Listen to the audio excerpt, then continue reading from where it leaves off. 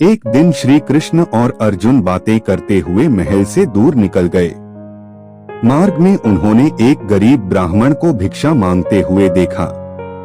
अर्जुन को उस ब्राह्मण पर दया आ गई। उन्होंने उसे सोने के सिक्कों से भरी एक थैली दे दी। ब्राह्मण बहुत प्रसन्न हुआ और वो सिक्के लेकर घर चल दिया। जंगल के रास्ते में उसे एक चोर मिल गया जिसने उसके सिक्के लूट लिए। ब्राह्मण बहुत दुखी हुआ। मेरा भाग्य ही खराब है, यह कहता हुआ और भाग्य को कोसता हुआ ब्राह्मण पुनः भिक्षा मांगने आ गया। अगले दिन जब अर्जुन और कृष्ण उधर से गुजरे तो उन्होंने फिर से उस ब्राह्मण को भीख मांगते देखा। वो उसके पास पहुँचे तो उन्हें चोरी की बात पता चली।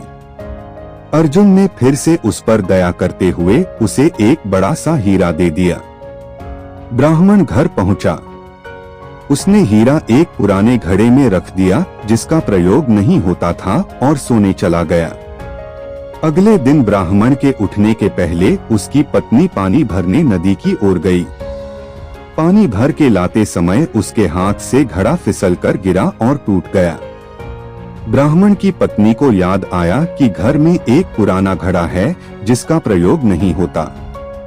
उसने सोचा, क्यों न उसी में पानी भर लाया जाए।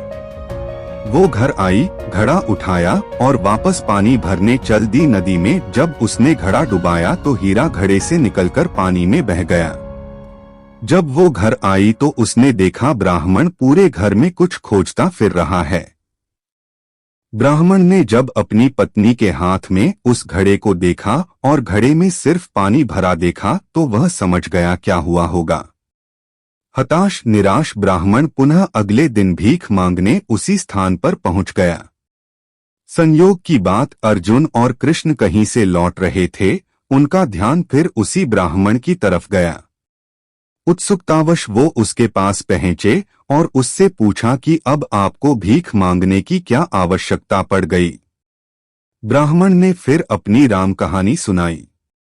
उसकी दुर्भाग्यपूर्ण कहानी सुनकर अर्जुन श्री कृष्ण से बोले, इस आदमी की किस्मत में सुख समृद्धि लिखी ही नहीं है। मुझे नहीं लगता अब मैं और इसकी मदद कर पाऊंगा। श्री कृष्ण कुछ बोले नहीं, बस उन्होंने उस ब्राह्मण को 2 पैसे दिए। ब्राह्मण ने वो पैसे लिए और घर चला गया।